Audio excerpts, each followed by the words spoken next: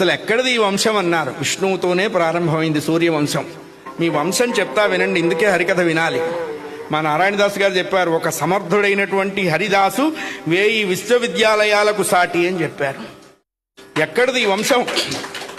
శ్రీ మహావిష్ణువు నుండి బ్రహ్మ నుండి మరీచికి కశ్యపుడు, కశ్యపునికి వివస్వంతుడు, వివస్వంతునికి వైవస్వతుడు, వైవస్వతునికి ఇక్ష్వాకు కుక్షికి వికుక్షికి బాణుడికి అనరణ్యుడు, అనరణ్యునికి పృథువుకు త్రిశంకునికి దుందుమారునికి యవనాశ్వునికి మాంధాతకు సుసంధికి ధ్రువసంధికి భరతునికి అసితునకు 2 భార్యలు, ఒక భార్యకు జన్మించిన వాడు సగరునకు 2 భార్యలు, ఒక భార్యకు జన్మించిన వాడు అసమంజసుడికి అంశుమంతునికి దిలీపునికి భగీరథునికి కకుత్సునికి రఘుకి కల్మాషపాదునికి శంఖరుడికి సుదర్శనుడికి అగ్నివర్ణుడికి శీఘ్రకునికి మరువుకి ప్రశుశ్రుకునికి అంబరీషునికి నహుషునికి యయాతికి నాభాగుకి అజునికి దశరథునికి రామ భరత లక్ష్మణ శత్రుసూదనులు, ఇంకా 70 మంది ఉన్నారు.